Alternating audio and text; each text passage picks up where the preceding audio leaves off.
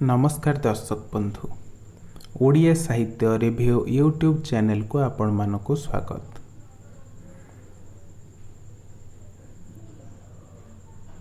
प्राचीन साहित्य रे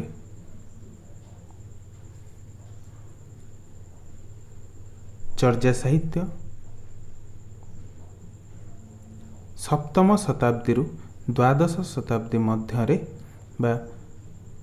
एही द्वादश शताब्दी मध्य अन्य केतक साहित्य मध्य रचित होइछि, किंतु चर्या साहित्य को सप्तम द्वादश शताब्दी मध्य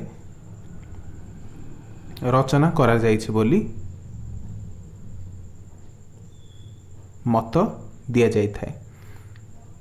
तेबे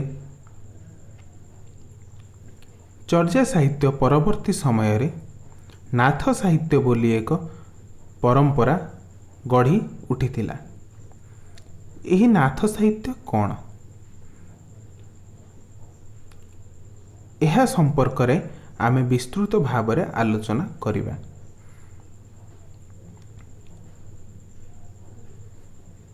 प्रथमे आलोचना करिबा नाथ धर्म संपर्क। तेबे नाथ धर्म एक जोग भित्तिक धर्म। यही धर्म रे एपरि नामकरण होइथिबार कारण हेउछि एहार प्रवर्तक और मुख्य प्रचारक गण नाथ पदवी रे भूषित। जे कोनोसी जातिर लोक हुअन्तु ना काहेकि यही धर्म ग्रहणकारी निजर कौलिक संज्ञा को परिहार करी नाथ संज्ञा ग्रहण करती। तेबे जेपरि आमे देखिथिले सम्मानार्थके चर्या साहित्य रे सिद्ध साधक मानकर नामर शेष रे पा बा पाद उच्चारण करा जाय थाए सेमानकु सम्मान दबा अर्थ रे। सेही भली भाव रे नाथ साहित्य रे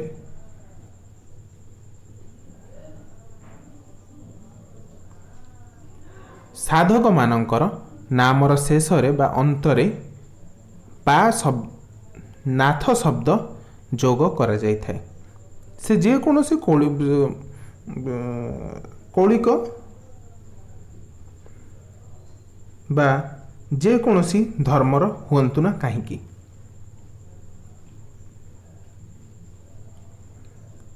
सेही भली भाव रे आमे परवर्ती समय देखिबा सारला दास निजर नाम परिवर्तन करी सिद्धेश्वर परिडारू सारला दास को शरणापन्न होई निजर नाम को परिवर्तन करि देथिले एवं करिथिले सारला दास बा सारला देवींकर दास भाव रे। सेही भली भाव रे परवर्ती समय रे पंचसखा जुगरे पंचसखा गण बलराम, जगन्नाथ, अच्युतानंद, जशोवंत एवं शिशु अनंत मध्य निजर नामर संज्ञा को परिवर्तन करी दास संज्ञा जोग करिथिले।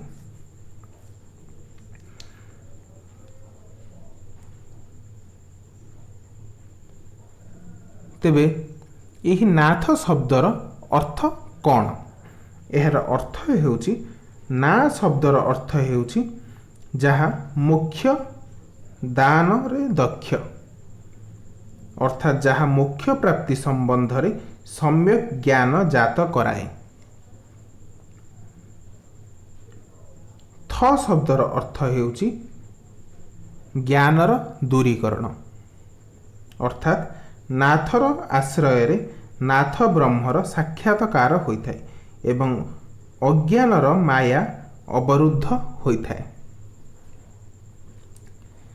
प्राय 1100 रु 1200 शताब्दी मध्य ओडिशा रे नाथ धर्म आसी सारिथिला।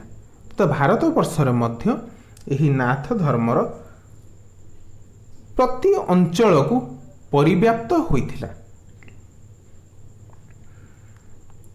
ଏହି ଧର୍ମର ଉତ୍ପତ୍ତିରେ ମଧ୍ୟ ଅନେକ ସମାଲୋଚକ ଅନେକ ଅନେକ ମତ ବା ଭିନ୍ନ ଭିନ୍ନ ମତ ପ୍ରକାଶ କରିଥାନ୍ତି ବା ଦେଇଥାନ୍ତି।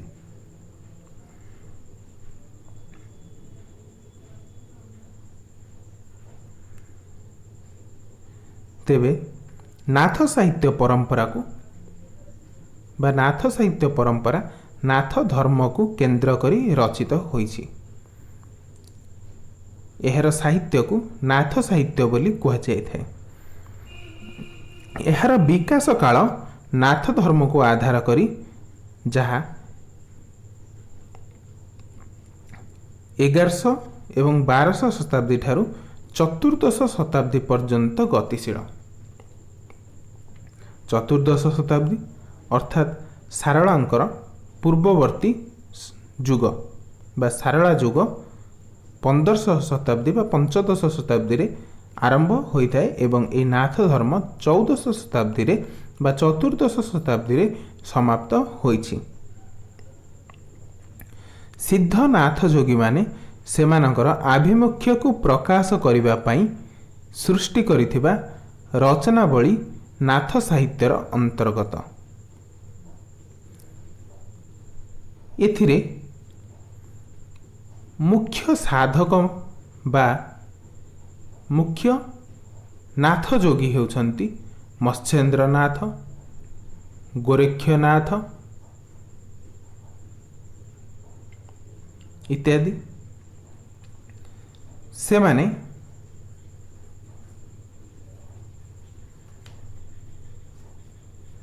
ନାଥ ସାହିତ୍ୟରେ ବା ନାଥ ଯୁଗରେ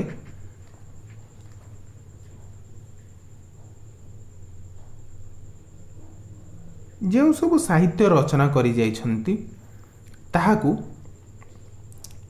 କେହି କେହି ସାରଳାଙ୍କର ପରବର୍ତ୍ତୀ ଯୁଗରେ ଦର୍ଶାଇଛନ୍ତି ଯେ ଏହା ସାରଳାଙ୍କ ପରବର୍ତ୍ତୀ ଯୁଗରେ ହେବା ଆବଶ୍ୟକ, କାରଣ ତାହାର ଭାଷା ଶୈଳୀ, ରଚନା ଶୈଳୀ ଦୃଷ୍ଟିରୁ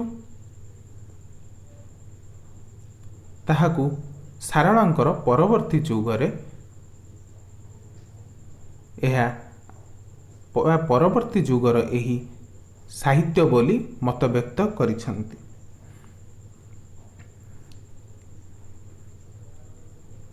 ଗୋରେଖ ସଂହିତା ଅନୁସାରେ ଗୋରକ୍ଷନାଥ ନାଥ ଧର୍ମର ପ୍ରବର୍ତ୍ତକ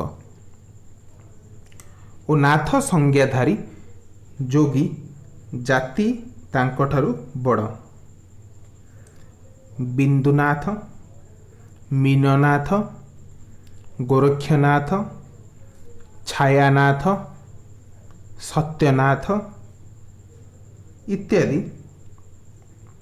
ପ୍ରମୁଖ ନାଥ ମତବାଦର ବିଶିଷ୍ଟ ମହାତ୍ମାଗଣଙ୍କ ଦ୍ୱାରା ନାଥ ଧର୍ମ ପ୍ରଚାରିତ ହୋଇ ପରିବ୍ୟାପ୍ତ ହୋଇଛି।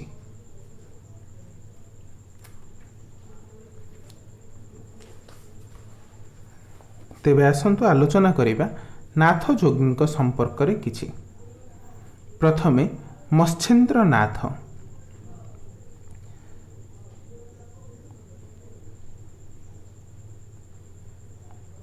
ସମଗ୍ର ଭାରତବର୍ଷରେ 10ମ ଶତାବ୍ଦୀରୁ 12ଶ ଶତାବ୍ଦୀ ମଧ୍ୟରେ ନାଥ ଧର୍ମର ବ୍ୟାପକ ପ୍ରଚାର ହୋଇଥିଲା, ଯାହା ସିଦ୍ଧନାଥ ବା ସିଦ୍ଧାଚାର୍ଯ୍ୟ ମତ୍ସ୍ୟେନ୍ଦ୍ରନାଥ ଓ ଗୋରକ୍ଷନାଥଙ୍କ ଦ୍ୱାରା ଏହା ହୋଇଥିଲା। ମତ୍ସ୍ୟେନ୍ଦ୍ରନାଥଙ୍କର ଅନ୍ୟ ନାମ ହେଉଛି ମୀନନାଥ ବା ମଚ୍ଛନ୍ଦରନାଥ।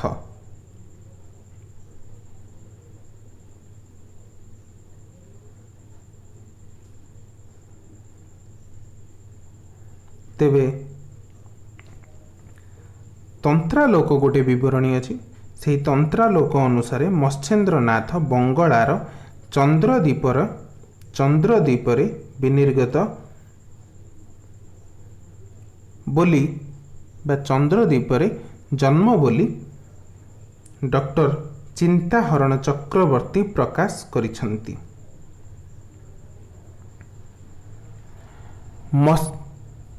ମୀନନାଥ ବା ମତ୍ସ୍ୟେନ୍ଦ୍ରନାଥ ଏକ କୈବର୍ତ୍ତ ପରିବାରର ବୋଲି ମତବ୍ୟକ୍ତ କରିଛନ୍ତି ପାକ୍ ସାମଜାଙ୍ଗ ଜୋନ୍ର ପ୍ରବର୍ତ୍ତକ ତାରାନାଥ।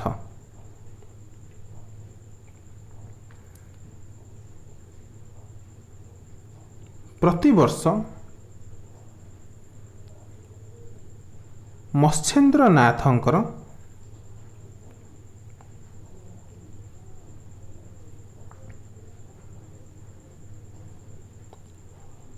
ରଥଯାତ୍ରା ଅନୁଷ୍ଠିତ ହୋଇଥାଏ ନେପାଳରେ। ତାଙ୍କୁ ଅବଲିକେତେଶ୍ୱର ବୋଲି ଭାବରେ ମଧ୍ୟ କେତେକ ମତବ୍ୟକ୍ତ କରିଥାନ୍ତି। ସେଥିପାଇଁ ତାଙ୍କର ରଥଯାତ୍ରା କରାଯାଇଥାଏ ନେପାଳରେ। ଏହାପରେ ତାଙ୍କର ଅନ୍ୟତମ ସହଯୋଗୀ ଗୋରକ୍ଷନାଥଙ୍କ ସମ୍ପର୍କରେ ଆଲୋଚନା କରିବା। ଗୋରକ୍ଷନାଥ ହେଉଛନ୍ତି ମତ୍ସ୍ୟେନ୍ଦ୍ରନାଥଙ୍କର ଶିଷ୍ୟ।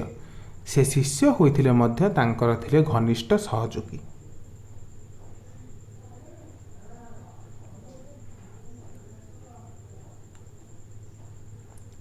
ଗୋରକ୍ଷନାଥ ଅଲୌକିକ ବିଭୂତିର ଅଧିକାରୀ ହୋଇଥିବାରୁ ତାଙ୍କୁ ପ୍ରଥମ ନାଥ ସିଦ୍ଧ ଭାବରେ ଗ୍ରହଣ କରାଯାଇଥାଏ। ନେପାଳରେ ସେ ନେପାଳ ସିଦ୍ଧ ଭାବରେ ପରିଚିତ।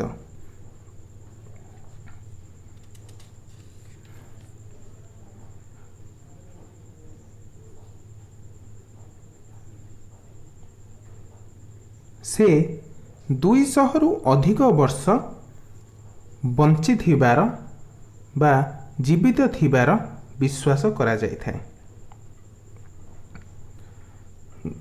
ଗୋରକ୍ଷନାଥକୃତ ସଂସ୍କୃତ ସିଦ୍ଧ ସିଦ୍ଧାନ୍ତ ପଦ୍ଧତି ଓ ଓଡ଼ିଆ ଶିଶୁବେଦ ନାଥ ଧର୍ମର ବିଷୟକ ବୋଲି ଦୁଇଟି ପ୍ରାମାଣିକ ଗ୍ରନ୍ଥ ରହିଛି।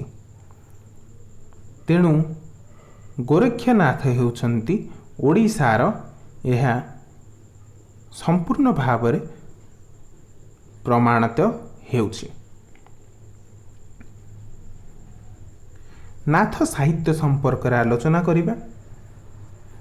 ଶିଶୁବେଦ ଯୋଗ ଭିତ୍ତିକ ନାଥ ଧର୍ମର ପ୍ରଥମ ଗ୍ରନ୍ଥ ଭାବରେ ଶିଶୁବେଦ ପ୍ରମାଣିତ। ଗ୍ରନ୍ଥରେ ଶିଶୁବେଦ ନାମଟି ଯଥାର୍ଥ ନୁହେଁ ବୋଲି ଡକ୍ଟର ଦୋଳଗୋବିନ୍ଦ ଶାସ୍ତ୍ରୀ ମତବ୍ୟକ୍ତ କରିଛନ୍ତି। ସୁଷୁମ୍ନା ନାଡ଼ୀର ସହଯୋଗରେ ନାଥ ଯୋଗୀମାନେ ଯୋଗ ସାଧନ କରିଥାନ୍ତି। ଏହି ଯୋଗ ସାଧନ ତତ୍ତ୍ୱ ତଥା ପ୍ରଣାଳୀ ଯେଉଁ ଶାସ୍ତ୍ର ନିର୍ଦ୍ଦେଶ କରେ ତାହା ସୁଷୁମ୍ନା ବେଦ ବା ଶିଶୁବେଦ। ସୁଷୁମ୍ନା ଶବ୍ଦଟି କାଳକ୍ରମେ ଲିପିକାରଙ୍କ ଅସାବଧାନତା ବା ଅଜ୍ଞାତବଶତାରେ ଶିଶୁରେ ପରିଣତ ହୋଇଛି। ଏଇ ଯେ ସୁଷୁମ୍ନା ଶବ୍ଦଟି ରହିଲା ତାହା ଯେଉଁ ଲିପିକାରମାନେ ରହିଲେ ସେ ଲିପିକାରମାନେ ସୁଷୁମ୍ନା ଶବ୍ଦକୁ ଆସ୍ତେ ଆସ୍ତେ ଲେଖାରେ ପରିବର୍ତ୍ତନ କରି ତାହାକୁ ଶିଶୁରେ ପରିବର୍ତ୍ତନ କରିଦେଇଛନ୍ତି ବା ଶିଶୁ ଶବ୍ଦ କରିଦେଇଛନ୍ତି। ତେଣୁ ଏହାର ପ୍ରକୃତ ବନାନ ଶିଶୁବେଦ ହେବା ଅଧିକ ଯୁକ୍ତିସିଦ୍ଧ ଏବଂ ବ୍ୟାକରଣ ସମ୍ମତ। ଏହି ଶିଶୁବେଦ 50 ଗୋଟି ଶ୍ଲୋକର ସମାହାର। ଏହି ଶିଶୁବେଦର ହେଉଛି ଗଦ୍ୟ ପଦ୍ୟ ମିଶ୍ରିତ କାବ୍ୟ ବା ଗଦ୍ୟ କାବ୍ୟ କହିଲେ ଅତ୍ୟୁକ୍ତି ହେବ ନାହିଁ। ଏହାର ପ୍ରଥମେ ଗୋଟିଏ ଶ୍ଲୋକ ଦିଆଯାଇଥାଏ ଏବଂ ତାହାକୁ ଗଦ୍ୟ ଭାଷାରେ ରଚନା କରାଯାଇଥାଏ।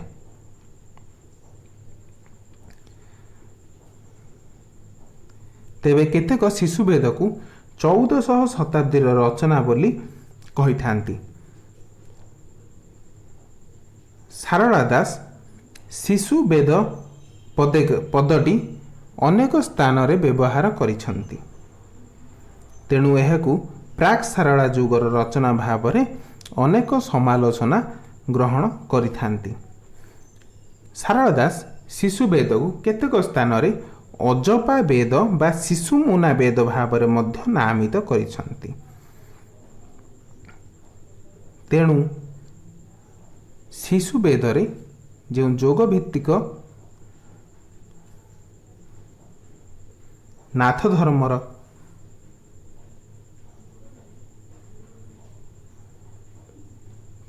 ପ୍ରଚାର କରାଯାଇଛି, ସେଥିପାଇଁ ତାହାକୁ ନାଥ ଧର୍ମରେ ଅଭିହିତ କରାଯାଏ। ଅମରକୋଷ ଗୀତା, ଏହା ଆଦିନାଥଙ୍କ ନାମରେ ଭଣିତ ନାଥ ଧର୍ମ ତତ୍ତ୍ୱରେ ପରିପୃଷ୍ଟ ଏକ ଗ୍ରନ୍ଥ। ଅମରକୋଷ ଗୀତାକୁ ଆଦିନାଥ ତାଙ୍କ ନାମରେ ଭଣିତା କରାଯାଇଛି। ଗୁରୁ ଆଦିନାଥ ଓ ଶିଷ୍ୟ ଲୋଇଙ୍କ କଥୋପକଥନ ଢଙ୍ଗରେ ଏହା ରଚିତ। ଏହି ଧର୍ମରେ ଆଦିନାଥ ଓ ଶିବଙ୍କୁ ଏକ ଓ ଅଭିନ୍ନ ଭାବରେ ଗ୍ରହଣ କରାଯାଏ। କେତେକ ଆଲୋଚକଙ୍କ ଦ୍ୱାରା 1300 ଶତାବ୍ଦୀ ଭାବରେ ବର୍ଣ୍ଣିତ ହୋଇଛି ଏହି ଅମରକୋଷ ଗୀତାର ରଚନା କାଳ। କିନ୍ତୁ ଭାଷା ଦୃଷ୍ଟିରୁ ଏହାକୁ ପଞ୍ଚଦଶ ଶତାବ୍ଦୀର ରଚନା ଭାବରେ ମଧ୍ୟ କେତେକ ମତ ବାଢ଼ିଛନ୍ତି।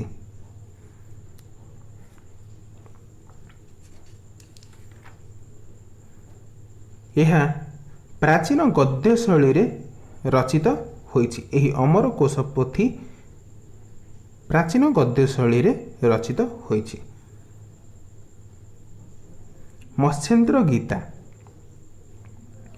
ମତ୍ସ୍ୟେନ୍ଦ୍ର ନାଥଙ୍କ ନାମରେ ଏହି ଭଣିତ ଗ୍ରନ୍ଥଟିର ଆବିଷ୍କାରକ ଶ୍ରୀ ବ୍ରହ୍ମାନନ୍ଦ ଦାସ। ବ୍ରହ୍ମାନନ୍ଦ ଦାସ ଏହି ମତ୍ସ୍ୟେନ୍ଦ୍ର ନାଥଙ୍କ ନାମରେ ମତ୍ସ୍ୟେନ୍ଦ୍ର ଗୀତାକୁ ଆବିଷ୍କାର କରିଥିଲେ। ଏହାକୁ ସେ ଚର୍ଯା ସାହିତ୍ୟର ପରବର୍ତ୍ତୀ ସାହିତ୍ୟ ଭାବରେ ବା ପରବର୍ତ୍ତୀ ରଚନା ଭାବରେ ଅନୁମାନ କରନ୍ତି। ତେବେ ଏହାର ଭାଷା ଦୃଷ୍ଟିରୁ ଏହାକୁ କେହି କେହି 1600 ଶତାବ୍ଦୀର ରଚନା ଭାବରେ ମଧ୍ୟ ଯୁକ୍ତି ବାଢ଼ିଥାନ୍ତି। ଏହି ତିନୋଟି ଗ୍ରନ୍ଥ ବ୍ୟତୀତ ଅନ୍ୟାନ୍ୟ କିଛି ଗ୍ରନ୍ଥ ମଧ୍ୟ ରହିଛି ଯାହା ନାଥ ଧର୍ମର ପରିପୃଷ୍ଟ କରାଇ ନାଥ ଧର୍ମ। ତାହା ହେଉଛି ଗୋରକ୍ଷ ଗୀତା, ସପ୍ତାଙ୍ଗ ଯୋଗଧରଣମ୍, ଅଷ୍ଟାଙ୍ଗ ଯୋଗଧରଣମ୍, ଅମର ପଟଳ, ଗୋରେଖ ମଲ୍ଲିକା ସମ୍ବାଦ ଇତ୍ୟାଦି।